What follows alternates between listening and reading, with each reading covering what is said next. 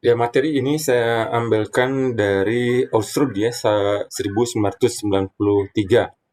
Jadi bisa kita lihat bahwa di Australia contohnya itu sudah memiliki pedoman untuk mengkoordinasikan sinyal itu tahun 1993.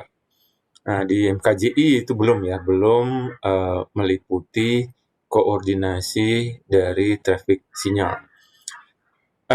Koordinasi dari sinyal lalu lintas ini nanti kita akan pelajari basic teorinya saja dulu, jadi teori dasarnya.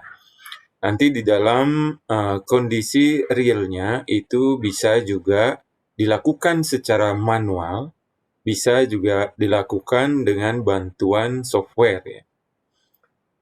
Ada beberapa tesis ya, dua tesis mahasiswa sudah membahas mengenai koordinasi sinyal lalu lintas. Salah satunya menggunakan VSIM. Jadi ini saya ambilkan dari Oxford, jadi ini berbahasa Inggris ya, sambil kita belajar juga sedikit demi sedikit mengenai istilah-istilah dari bahasa Inggris. Sebagai introduction, pendahuluan, ada beberapa hal yang perlu kita perhatikan. Traffic signal coordination is implemented to improve the level of service of a route or a network of routes. Jadi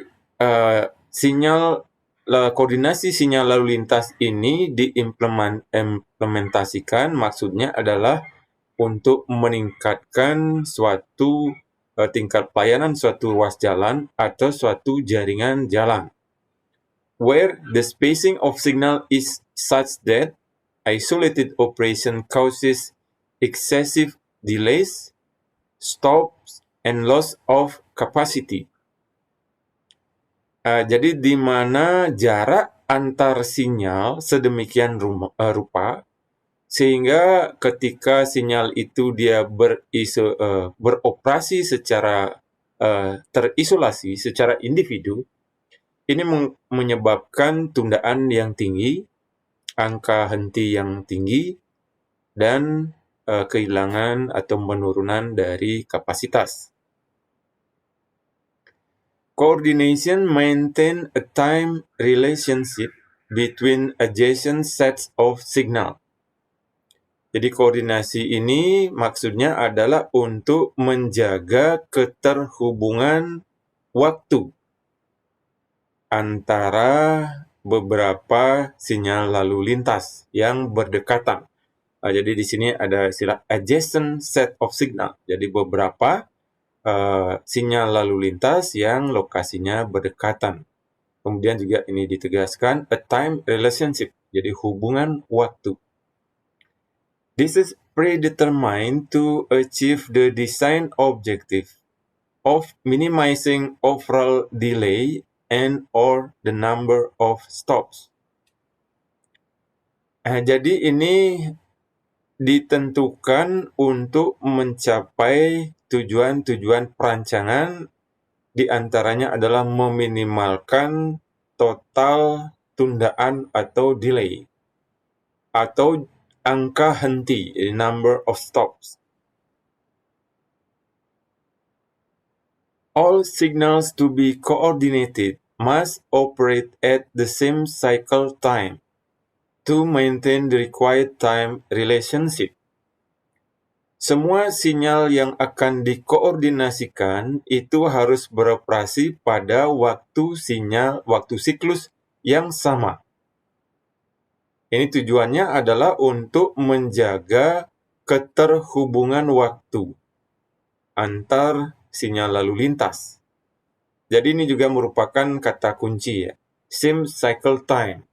Jadi ketika kita akan mengkoordinasikan beberapa simpang bersinyal, semua simpang yang akan kita koordinasikan harus beroperasi dengan waktu siklus yang sama, sehingga bisa dijamin adanya keterkaitan waktu antara sinyal satu dengan sinyal lainnya. Coordination is also used to assist in the achievement of other traffic management and environmental objective. Jadi koordinasi ini juga digunakan untuk membantu dalam pencapaian dari tujuan-tujuan manajemen lalu lintas maupun tujuan-tujuan lingkungan, such as improving the level of service of arterial routes and ring roads to reduce the pressure on residential streets and CBD areas. Jadi misalnya meningkatkan tingkat pelayanan jalan arteri, kemudian jalan-jalan lingkar untuk mengurangi beban pada jalan-jalan lokal, jalan-jalan di daerah permukiman, dan mengurangi beban lalu lintas pada daerah CBD, Central Business District atau pusat kegiatan kota. In addition to improving the level of service of preferred routes, coordination may be utilized to assist in road assignment.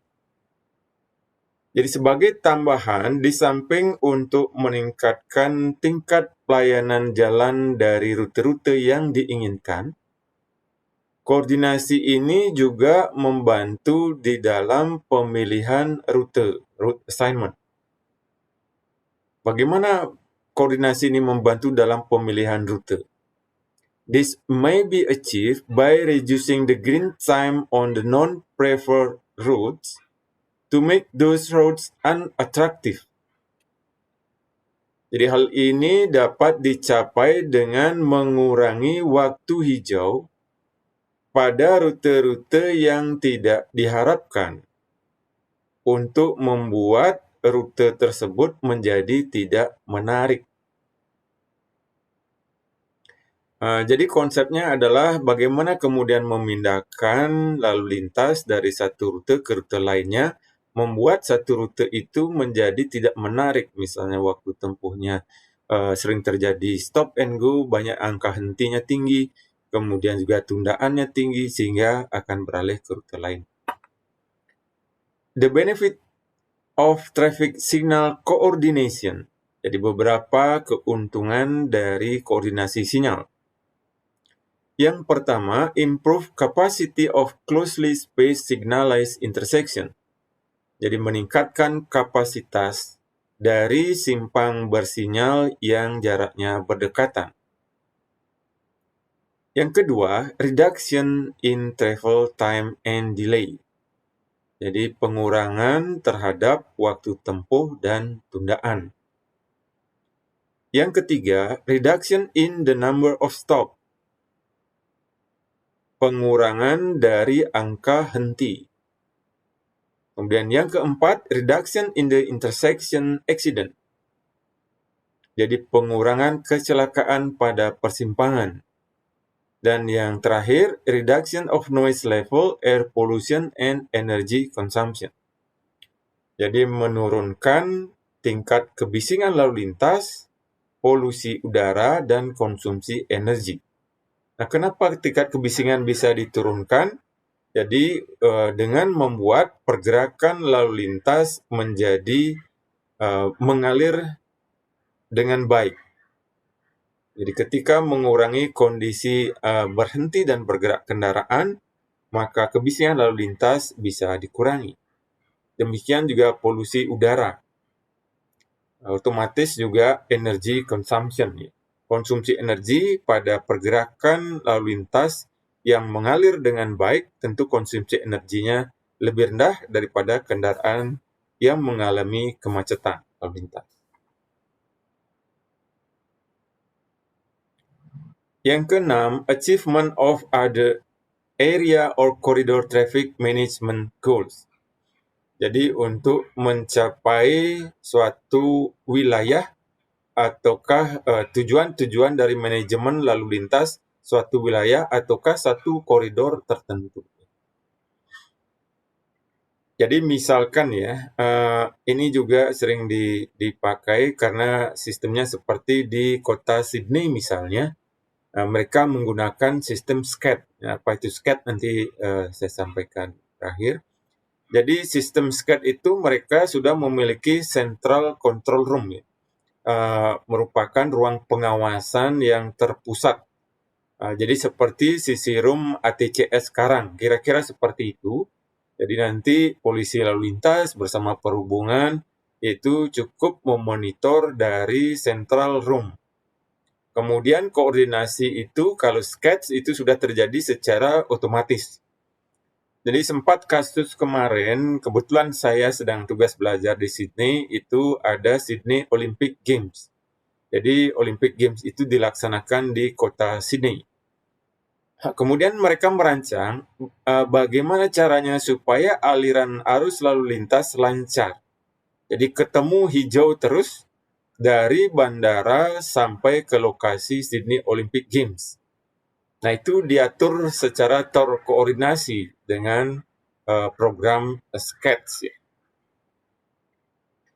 Nah, di Bandung juga awalnya mengimplementasikan juga sistem SCAD ya untuk koordinasi itu dengan menggunakan SCAD, tetapi yang menjadi permasalahan adalah kita menjadi ketergantungan termasuk juga spare part dari Australia.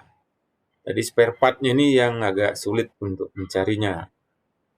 Nah, sekarang yang ATCS sudah bisa dibuat secara lokal ya, terutama oleh perusahaan-perusahaan industri di Bandung.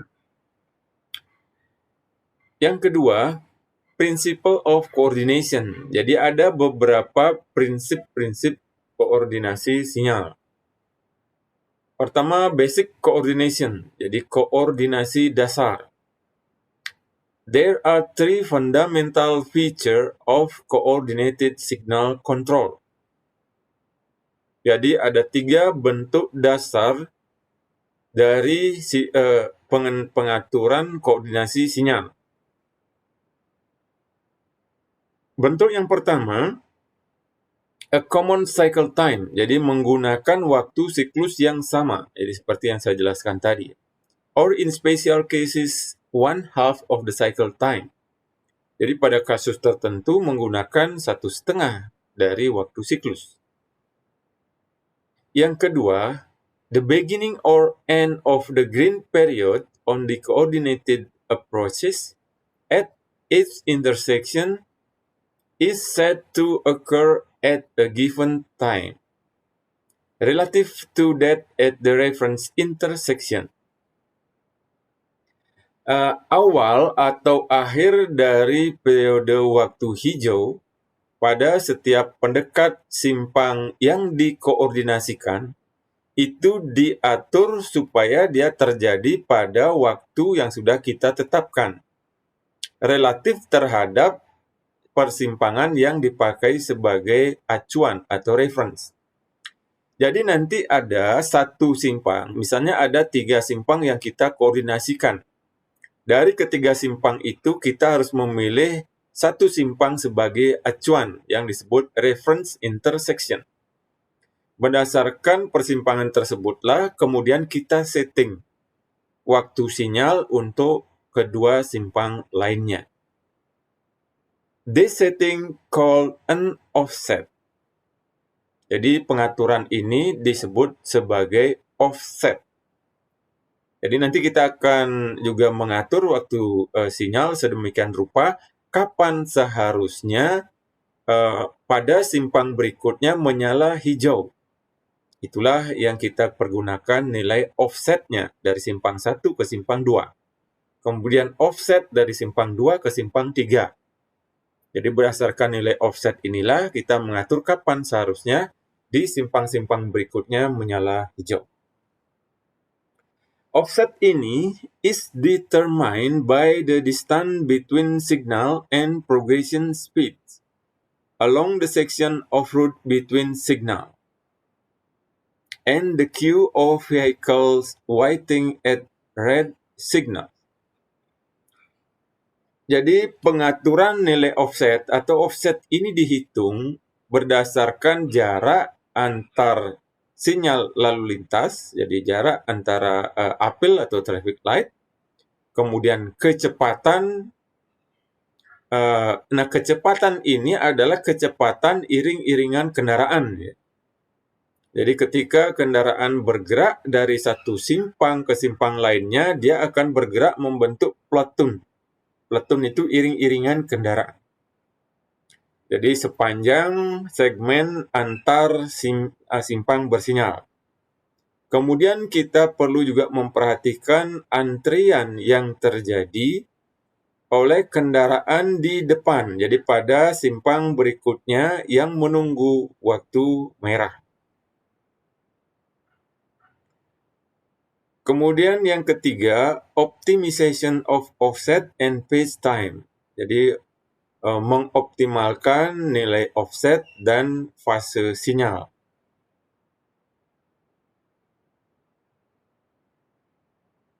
Figure 1 shows a time distance diagram for an idealist situation. Ini harusnya tanpa D ya. For an idealist situation where the green times on the arterial approaches of all intersection are equal. Gambar 1 ini menunjukkan suatu kondisi yang ideal ya, merupakan diagram yang menghubungkan antara waktu dan jarak. Jadi nanti secara sederhana, secara manual, kita bisa men-setting koordinasi dengan menggunakan diagram waktu dan jarak. Nah, pada contoh gambar 1 ini kondisi yang ideal. Di mana waktu hijaunya adalah sama ya untuk semua pendekat persimpangan. This situation is attained when cycle time equals travel time. Jadi kondisi ini dapat dicapai ketika waktu siklus itu sama dengan waktu tempuh atau disebut simultaneous offset. Or cycle time equals twice travel time atau waktu siklus sama dengan 2 kali waktu tempuh.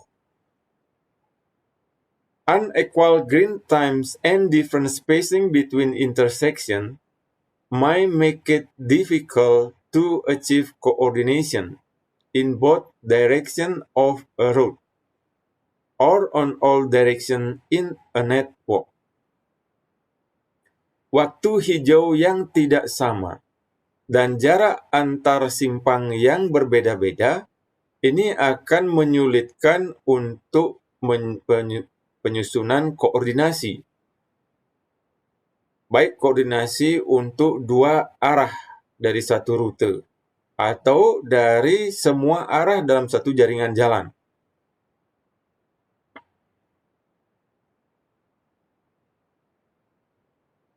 Jadi ini adalah gambaran kondisi yang ideal tadi ya. Di mana ini merupakan contoh koordinasi yang ideal. Kita nanti juga akan belajar membuat time and distance diagram. Sumbu X ini merupakan jarak, sedangkan sumbu Y ini merupakan waktu. Jadi sumbu X-nya jarak, sumbu Y-nya waktu. Ini time, ini distance-nya. Jadi ini adalah menggambarkan sumbu X jarak antara simpang bersinyal. Ini ada 4 simpang bersinyal misalnya yang dikoordinasikan. Ini yang menjadi reference intersection misalnya adalah simpang yang pertama. Jadi simpang pertama yang dijadikan acuan untuk mengkoordinasikan sinyal. Kalau kita melihat pengaturannya, ini yang disebut sebagai offset tadi. Jadi offset ini adalah waktu iring-iringan kendaraan dari simpang 1 sampai ke simpang 2. Itulah yang disebut dengan offset. Misalnya dari simpang 1 itu memerlukan waktu tempuh misalnya 1 menit ke simpang kedua, maka offsetnya itu adalah 1 menit. Artinya simpang kedua ini baru diatur mulai hijaunya setelah 1 menit dari simpang pertama. untuk menjamin bahwa ketika ini waktu hijau, kendaraan mengalir menemui hijau di simpang 1, sampai di simpang 2 hijau ketemu hijau lagi, sampai di simpang 3 ketemu hijau, simpang 4 ketemu hijau. Jadi inilah harapannya dari koordinasi sinyal. Sehingga iringan-iringan kendaraan ini bergeraknya berurutan terus kena hijau. Nah, ini adalah dari satu arah. Nah, kondisi yang ideal kalau jarak simpangnya sama, waktu siklusnya sama, waktu hijaunya sama, maka ini memudahkan untuk koordinasi kedua arah. Jadi ini dari arah misalnya timur-barat, kita lihat ini pergerakannya terus kena hijau. Sebaliknya dari barat ke timur juga terus kena hijau. Jadi ini kondisi yang ideal. Nah, ini adalah cara penggambaran grafiknya, di mana garis ini menunjukkan adalah waktu hijau dan waktu kuning, ya. Kemudian yang merah ini, kotak merah ini itu menunjukkan waktu nyala merahnya. Sehingga ini adalah waktu kendaraan bergerak, ya, hijau sama kuning, merah, hijau kuning, merah, dan seterusnya. Nah, inilah yang kemudian dikoordinasikan. Ini adalah waktu satu siklus, ya, dari yang garis ini sampai dengan yang kotak berwarna merah, ini merupakan satu siklus. Kemudian kita lihat garis, ya, garis diagonal ini antara titik hijau, awal hijau sampai berakhirnya titik hijau itu namanya bandwidth.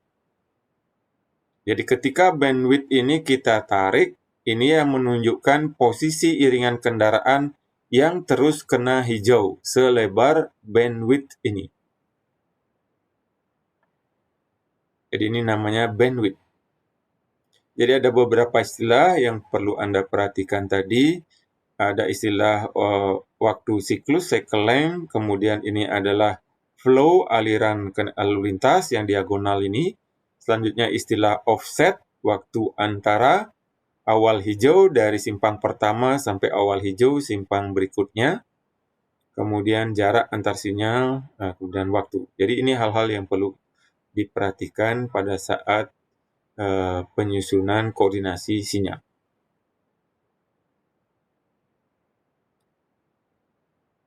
Selanjutnya, contoh yang kedua, di sini misalnya waktu sinyalnya itu berbeda-beda. Jadi waktu hijaunya berbeda-beda. Syarat koordinasi sinyal seperti yang sudah saya sebutkan sebelumnya, bahwa waktu siklusnya harus sama. Jadi waktu hijaunya boleh berbeda, tetapi waktu siklusnya harus sama. Nah, ini kita lihat adalah waktu hijau yang berbeda-beda untuk tiap sinyal. Kemudian ini jaraknya diasumsikan masih tetap sama. Kemudian offsetnya, nah ini offset, ya, tadi awal hijau simpang pertama dengan awal hijau simpang berikutnya, waktu itulah yang namanya offset. Kemudian penentuan bandwidth. Bandwidth ini diambil dari jarak waktu hijau yang tersempit di antara 4 simpang bersinyal ini. Jadi waktu hijau yang tersempit ini adalah waktu yang dipakai sebagai reference intersection, adalah simpang yang ketiga. Sehingga simpang ketiga ini dijadikan sebagai untuk menentukan lebar bandwidth-nya.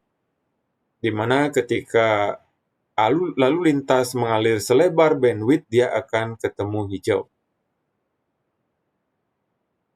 Kalau kita pakai yang paling lebar, waktu hijau paling besar sebagai bandwidth, nah ini akan ketemu merah terus di sebelah sini. Maka untuk kemudahan pengaturan koordinasi sinyal, yang kita pakai bandwidth-nya adalah yang terkecil.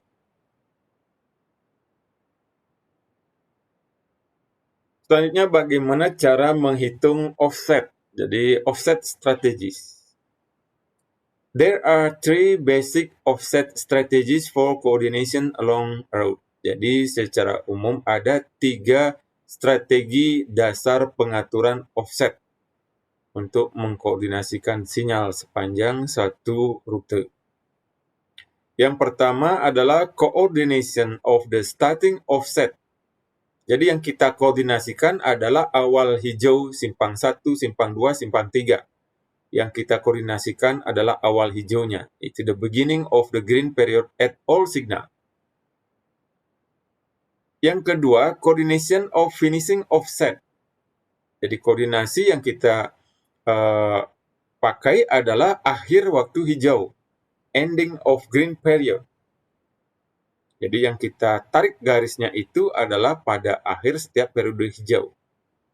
Yang ketiga adalah maximum bandwidth. Jadi dengan berdasarkan pada bandwidth yang maksimum.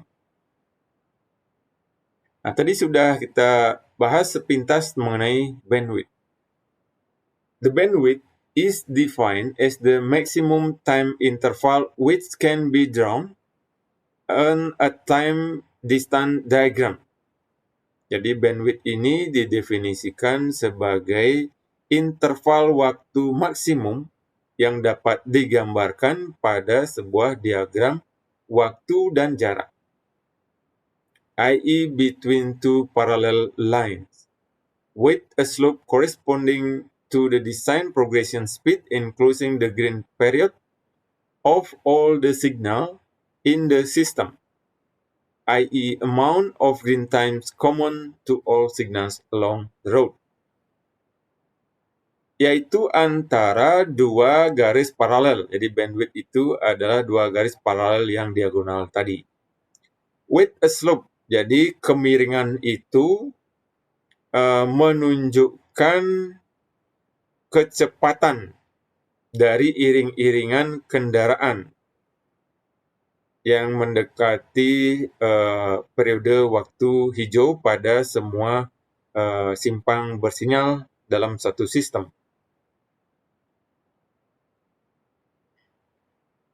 Selanjutnya, coordination of starting offset provide minimum stop.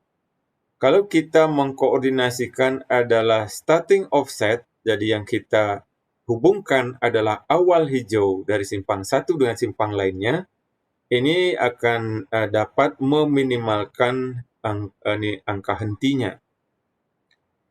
The lead vehicle are presented with the green signal before they reach its intersection and so progression is quite smooth.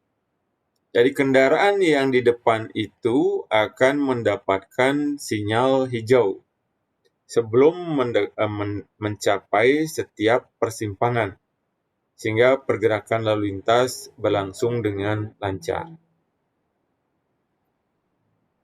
Kemudian coordination of finishing offset provide minimum delays since few vehicle traveling on the arterial route will be caught within the system.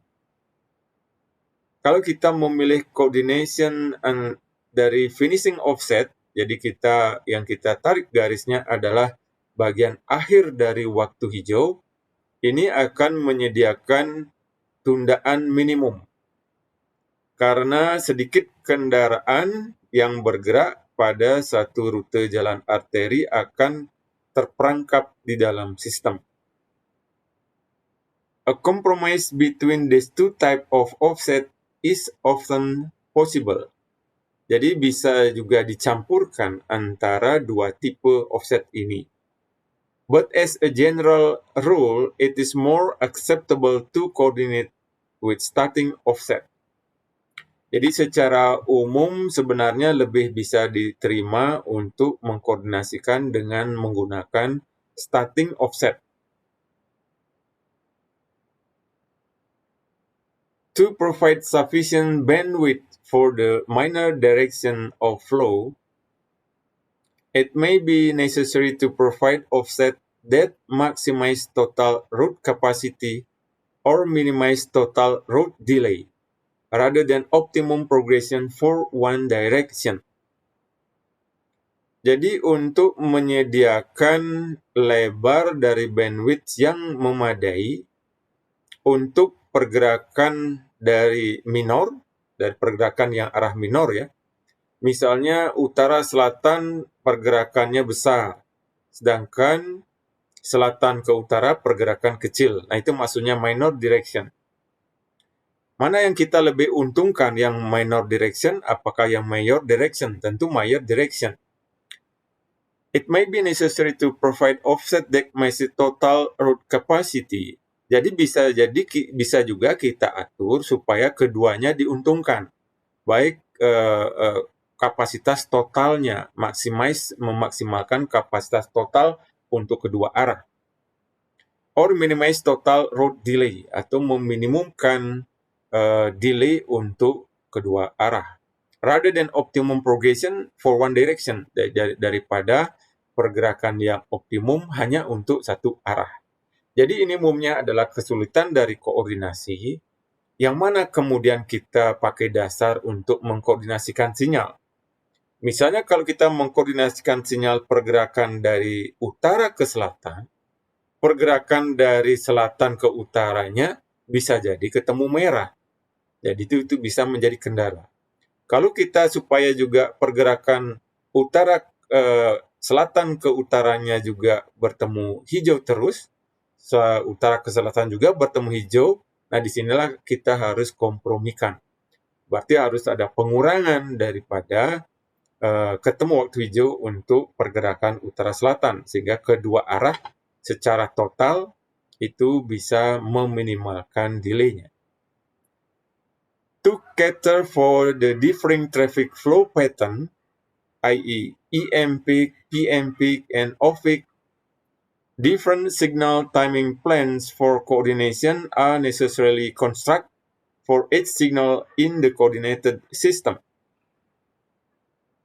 Jadi untuk juga mengakomodasi pergerakan lalu lintas yang berbeda-beda setiap hari, ada jam puncak pagi, jam puncak siang atau sore, dan ada jam di luar jam puncak. Oleh karena itu, rancangan waktu sinyal yang berbeda-beda untuk koordinasi ini diperlukan.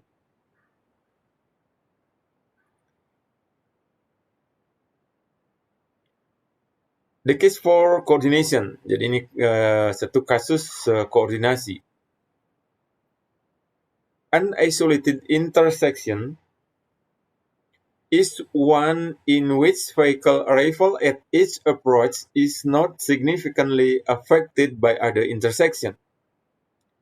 Jadi kita pahami terlebih dahulu untuk satu persimpangan yang terisolasi. Jadi maksudnya persimpangan terisolasi ini dia tidak terhubung dari segi waktu dengan simpang lainnya, di mana kendaraan yang datang pada setiap pendekat itu tidak dipengaruhi oleh persimpangan lainnya. Situasi ini dapat dikelola dengan menggunakan alat pengatur lalu lintas otomatis dengan tingkat efisiensi yang cukup tinggi. Jadi di setiap simpang itu misalnya dipasang detektor. Jadi sinyal lalu lintas, waktu sinyal hijau, kemudian merah, hijau dan merah ya, itu akan mengikuti dari volume lalu lintas untuk setiap simpang. Jadi di setiap simpang dipasang vehicle detector sehingga nantinya waktu sinyalnya secara otomatis berubah-ubah sesuai dengan volume lalu lintas. The closer the traffic control signals are spaced, the less random or the arrival pattern become, and the greater the opportunities are for improved efficiency afforded by coordination. Semakin pendek jarak antar simpang bersinyal, maka pergerakan iring-iringan kendaraan juga menjadi tidak terlalu acak ya, less random. Random itu acak. Jadi cenderung pergerakan kendaraan itu terjadi secara teratur. Jadi ketika jarak simpang itu cukup jauh, maka pergerakan kendaraan itu sudah tidak teratur dalam satu iring-iringan. sehingga sulit untuk dikoordinasikan. Ada kendaraan yang bergerak cepat, ada yang kendaraan yang bergerak lambat, sehingga nanti mana yang kita pakai sebagai penentuan offsetnya, ini akan agak sulit. Ketika jarak antar simpangnya dekat, maka kecenderungannya dia iring-iringan kendaraannya lebih teratur. Sehingga lebih tinggi kemungkinan efisiensi diperoleh dengan menggunakan koordinasi. Generally, when the traffic signal are provided at successive intersection spaces less than 1 km apart, benefit result from coordination. Jadi secara umum, kalau jarak antar sinyal itu kurang dari 1 km, itu akan dapat mendapatkan keuntungan dari koordinasi. At spacing of less than 500 meter, the reduction in delay and stop usually exceed 20%. Jadi pada jarak yang kurang dari 500 meter, maka pengurangan dari delay dan stopnya lebih dari 20%. Kenapa? Seperti tadi ya. Karena pada jarak yang lebih dekat, iring-iringan kendaraan itu lebih teratur, sehingga lebih mudah mengkoordinasikan antar waktu sinyalnya. Type of coordination. Jadi ada beberapa tipe koordinasi. There are 3 categories of signal coordination: local main frequency and centrally controlled coordination. Jadi secara umum ada 3 tipe koordinasi sinyal. Tipe koordinasi sinyal secara lokal, kemudian menggunakan frekuensi utama, dan koordinasi terpusat dengan pengaturan yang terpusat. Ini seperti SCAD tadi ya, centrally controlled coordination. Jadi sudah pengaturannya dilakukan secara terpusat. Local coordination. Nah sekarang ya seperti ya TCS yang dipasang itu belum bisa untuk mengkoordinasikan antar sinyal. Jadi dia masih juga sebagai isolated intersection. Sebenarnya secara manual bisa dilakukan ya, bisa diatur dari sisi ROM, tapi belum fully otomatis. Yang pertama, local coordination. Jadi koordinasi lokal ada sistemnya. Yang pertama, sister linking, a simple method of achieving vehicle progression between 2 or 3 intersections which are less than 300 meters apart. Jadi sister linking ini merupakan sebuah metode yang sederhana untuk mencapai pergerakan kendaraan yang lancar antara 2 atau 3 persimpangan yang jaraknya kurang dari 300 meter. The main linking mechanism is established of a time relationship between the commencement of the controller maximum green time. Di mana mekanisme keterhubungan utama antar sinyal ini adalah berdasarkan keterhubungan waktu antara mulainya waktu hijau pada setiap pengaturan sinyal. Jadi bisa juga menggunakan detektor, jadi dengan pemasangan detektor pada setiap simpang. Yang kedua adalah master-slave link. This is a system in which a number of controllers are interconnected.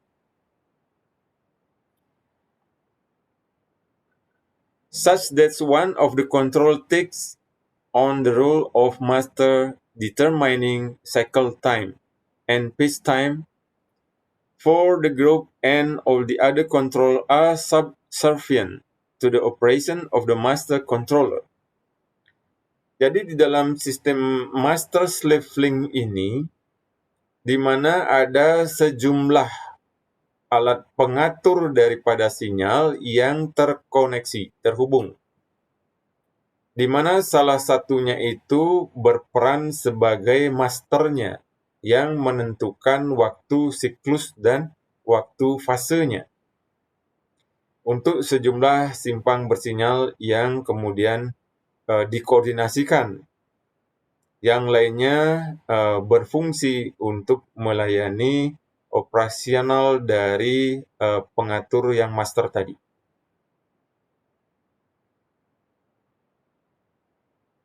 Selanjutnya, main frequency coordination. Jadi koordinasinya berdasarkan menggunakan frekuensi arus.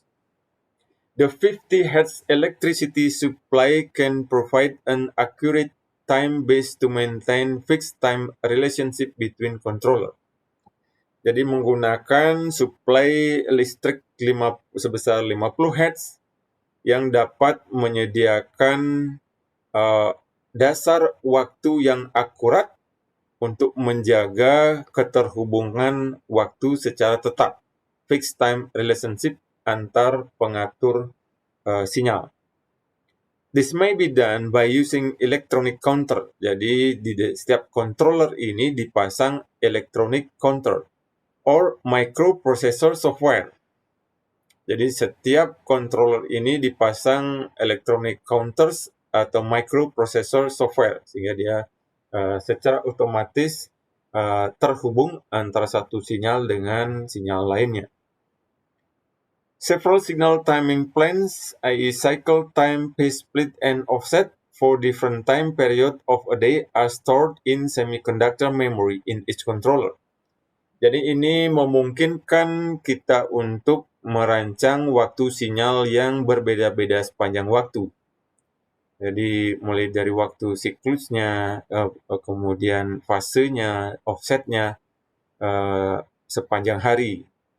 Kemudian ini sudah disetting untuk di setiap controllernya ini disimpan dalam suatu semiconductor memory. These plans are then switched into operation according of time of day by means of an in-bit clock. Jadi nanti pengaturannya di dalamnya ada pengatur waktunya. Jadi ada software yang mengatur waktu sepanjang hari. Secara otomatis terjadi perubahan. Ini yang paling advance adalah centrally controlled coordination. Centrally controlled coordination is achieved by ensuring that the timing relationship between each of the traffic signal controller in a system is supervised by a central control device. Jadi koordinasi dengan pengaturan yang terpusat ini dicapai dengan menjamin bahwa keterhubungan waktu antar setiap pengatur sinyal lalu lintas di dalam sebuah sistem, yang kemudian dilakukan pengawasan dengan peralatan pengaturan yang terpusat. Such a system might comprise a large number of controllers. All the controllers within the system are constrained to operate on the same cycle time or sub-multiple of it.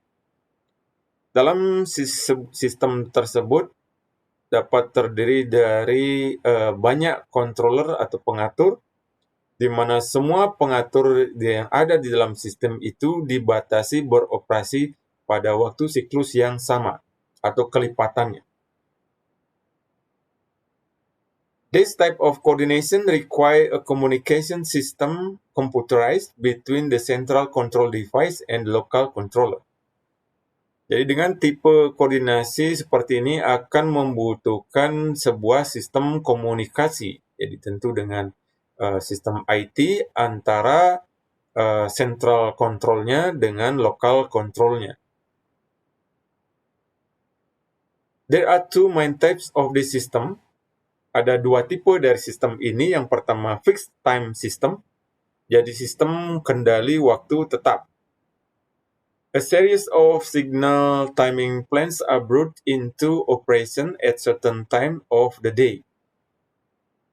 Jadi sejumlah rancangan waktu sinyal itu dioperasikan pada waktu tertentu sepanjang hari. Each plan determines the timing of the individual signal and the time relationship between the signal and is pre-calculated based on the previously surveyed traffic condition. Setiap rancangan itu menentukan waktu sinyal dari masing-masing persimpangan secara individu. Dan keterhubungan waktu antar sinyal ini dilakukan perhitungan terlebih dahulu berdasarkan hasil survei lapangan. This fixed time system is unable to cope with unpredicted traffic condition.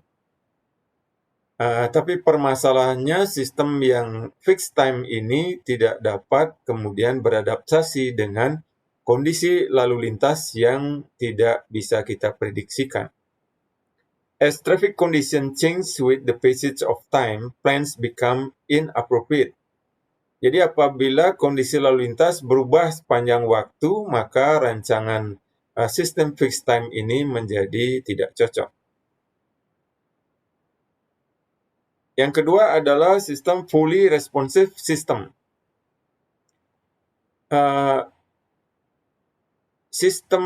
This system requires no pre-calculation of signal timing plan. Jadi kita tidak perlu merancang waktu sinyalnya dulu.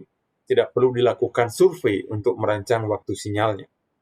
The system use online traffic control computer to analyze real-time traffic data. Jadi ini seperti tadi ya. Jadi sistem ini menggunakan sistem IT secara online langsung menganalisis data volume lalu lintas secara real time. From vehicle detector, jadi dengan adanya alat detektor yang dipasang di setiap simpan bersinyal. To produce signal timings which are suitable for the average prevailing traffic condition. Jadi secara otomatis berdasarkan volume lalu lintas yang dideteksi oleh alat detektor, maka akan secara otomatis dilakukan perubahan waktu sinyal. Nah, inilah yang dilakukan oleh sketch tadi ya. Sydney Coordinated Adaptive Traffic System. Jadi di sini kita lihat polisi-polisi ya di kota Sydney bersama dengan perhubungannya itu cukup bertugasnya di central room ya, CC roomnya. Dari sanalah mereka mengatur sinyal lalu lintas, mengatur pergerakan lalu lintas, sama seperti ATCS sekarang sebenarnya ya. ATCS sekarang ada pengawasnya, pengawas inilah yang bertugas melalui CCTV kemudian mana yang memerlukan penambahan waktu hijau dan seterusnya. Tapi masih tetap itu menggunakan sistem manual. Selanjutnya kita akan membahas terkait dengan design factors. Jadi beberapa faktor-faktor desain. Yang pertama, traffic management policy, kebijakan manajemen lalu lintas. Tentu harus ditetapkan terlebih dahulu the roads or network to be coordinated. Jadi ditentukan terlebih dahulu rute ataukah jaringan yang akan dikoordinasikan. Yang kedua adalah roadway factor, faktor jalannya. Information is required on the capacity of roads both at and between intersections to assess the behavior of traffic platoon. Informasi diperlukan terkait dengan kapasiti pada jaringan jalan baik antar persimpangan, baik pada dan antar persimpangan untuk mengevaluasi perilaku dari iring-iringan kendaraan, jadi traffic platoon. The effective capacity of the coordinated system is determined by the capacity of critical intersection. Kapasitas efektif dari sistem yang terkoordinasi ini ditentukan oleh kapasitas dari persimpangan yang kritis. Ada data geometry of intersection, pedestrian crossing, and distance between the stop lines of the intersection. Data lain yang diperlukan adalah geometrik dari persimpangan, kemudian fasilitas penyeberangan jalan, jarak antara pendekat simpan. Yang ketiga, geometric factor. Jadi faktor geometrik. Examination of intersection and roadway geometry might indicate the needs for changes to improve the flow of traffic. Jadi sebelum kita mengkoordinasikan sinyal, kita perlu cek juga aspek geometrik simpang. Apakah geometrik simpang itu cukup memadai, apakah perlu dilakukan pelebaran atau perubahan. Selanjutnya adalah faktor lalu lintas. A complete inventory of traffic movement along a road to be coordinated is required. Jadi kita perlu mengumpulkan data pergerakan lalu lintas di sepanjang suatu rute yang akan dikoordinasikan. This enable time distance diagram and signal timing plan to be prepared. Jadi untuk menyiapkan diagram waktu sinyal, waktu jarak dan juga rencana waktu sinyal. Individual intersection must be assessed first, after which appropriate combination of intersection may be assessed on a coordinated basis using a common cycle time. Jadi setiap persimpangan yang secara individu harus dilakukan evaluasi pertama kali. Setelah itu kemudian kombinasi mana yang cocok pada pengaturan persimpangan yang dapat diterapkan dengan menggunakan waktu siklus yang sama. Selanjutnya, traffic equipment, jadi peralatan lalu lintas. Kita perlu melakukan inventory of existing equipment is necessary to identify constraint imposed by this equipment and to determine required changes. Jadi kita inventarisir apakah peralatan yang existing dipasang di setiap controllernya, kemudian perubahan apakah diperlukan penambahan peralatan atau masih bisa menggunakan peralatan existing.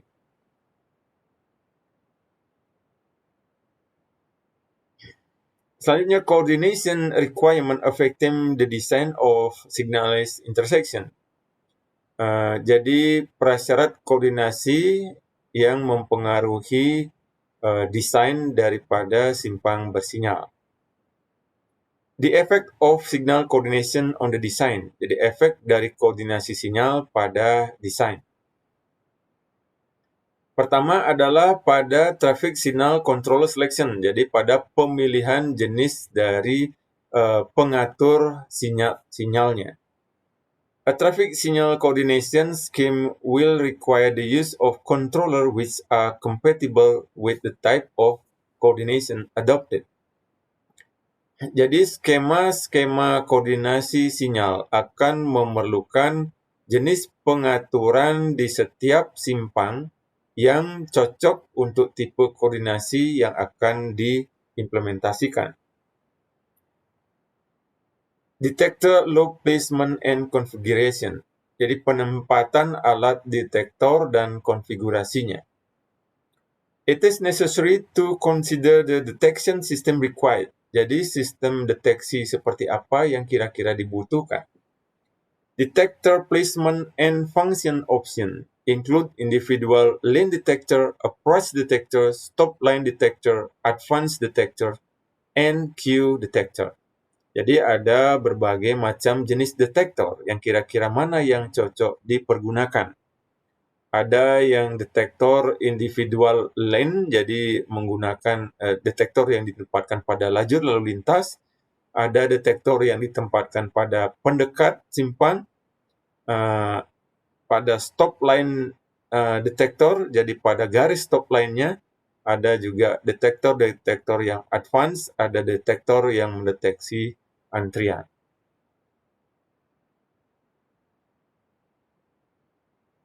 Cycle and pace timing, jadi pengaturan waktu siklus dan fase. The system cycle time will be that of the most critical intersection in heavy traffic or derived from travel time to achieve two-way progression under certain condition. Sistem waktu siklus ditentukan berdasarkan persimpangan yang paling kritis pada suatu lalu lintas yang volumenya cukup tinggi. atau ditentukan berdasarkan waktu tempuh untuk mencapai pergerakan dua arah pada kondisi lalu lintas yang tertentu. Phase split at critical intersection must normally follow the minimum delay criterion, i.e. green terminates when Q has dissipated, otherwise residual Q form with an excessive delay penalty. Pemisahan fase pada persimpangan-persimpangan kritis secara umum akan mengikuti kriteria untuk meminimalkan delay atau tundaan, yaitu waktu hijau akan berakhir ketika antrian dapat dihilangkan.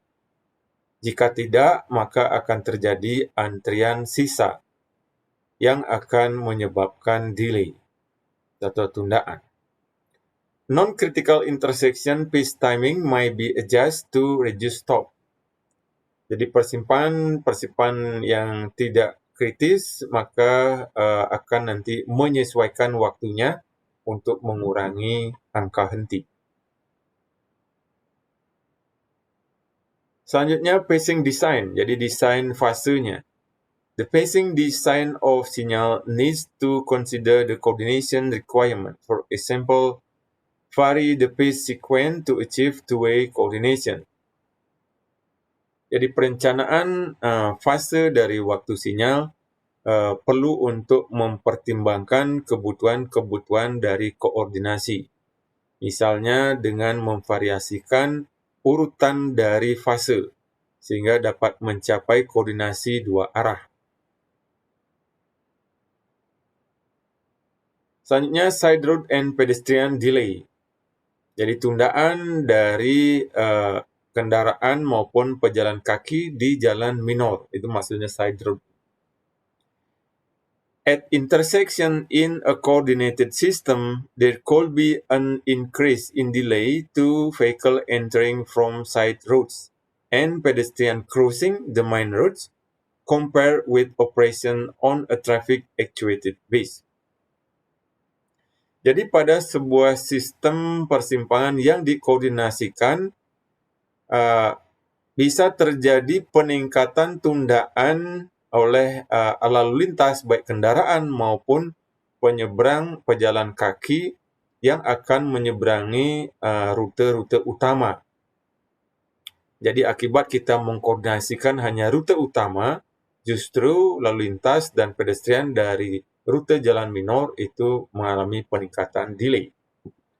It may be beneficial under light flow condition to revert to isolated traffic actuated operation, particularly where the spacing between intersections is such that two-way progression cannot be achieved at low cycle time.